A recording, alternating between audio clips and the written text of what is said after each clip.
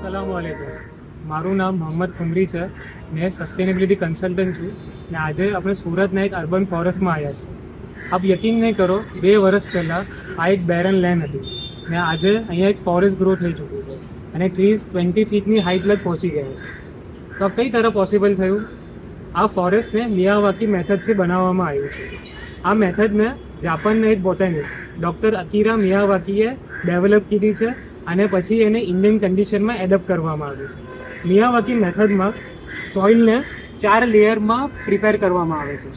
Bottom most layer 45 કમ્પોસ્ટનું હોય છે, charcoal, cocopeat, પછી હસ્કનું લેયર હોય છે અને પ્લાન્ટેશન પછી આને મલ્ચથી કવર કરવામાં આવે છે.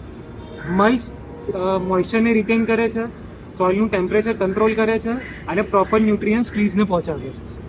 એ જ મિસલ ટ્રીઝને બી 4 લેયરમાં પ્લાન કરવામાં આવે છે. પહેલું શ્રબનું લેયર હોય છે જેમાં ટ્રીઝ 10 ફીટ તક ગ્રો થાય છે. સબ ટ્રી લેયર હોય છે જેમાં 20 ફીટ તક ગ્રો થાય છે. ટ્રી લેયર હોય જેમાં 30 ફીટ તક ગ્રો થાય છે અને કેનોપી લેયર જેમાં બિયોન્ડ 30 ફીટ ગ્રો થાય છે. પર સ્ક્વેર મીટર 3.3 ટ્રીઝ પ્લાન કરવામાં આવે છે. આ ફોરેસ્ટની ડિઝાઇન એ મિસલ કરવામાં આવે છે કે એની સનલાઇટની રિક્વાયરમેન્ટ, વોટર રિક્વાયરમેન્ટ, ન્યુટ્રિયન્ટ્સ રિક્વાયરમેન્ટના હિસાબે, જેનાથી આ એક નેચરલ અને ડેન્સ ફોરેસ્ટ બને છે. તો આનો શું ફાયદો?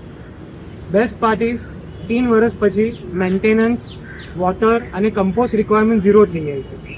ફોરેસ્ટ એરને નેચરલી પ્યોરિફાઈ કરે છે, હીટ આઇલેન્ડ ઇફેક્ટ રિડ્યુસ કરે છે, ટ્રીઝ 10 ટાઈમ ફાસ્ટર ગ્રો થાય છે, 30 ટાઈમ્સ મોર કાર્બન એબ્ઝોર્બ થાય છે અને 20 ટાઈમ્સ મોર બાયોડાયવર્સિટી એટ્રેક્ટ થાય છે. એનું મિસાલ આ ફોરેસ્ટમાં જોવા મળી રહ્યું છે. આ ફોરેસ્ટમાં 14 સ્પીસીસ ઓફ બર્ડ્સ જોવા મળે છે, 10 સ્પીસીસ ઓફ બટરફ્લાઇઝ અને બીજી ઘણી બાયોડાયવર્સિટી જોવા મળી રહ્યું છે. અહીંયા એક ઇકોસિસ્ટમ ડેવલપ થઈ ગયું છે સિટીના વચમાં.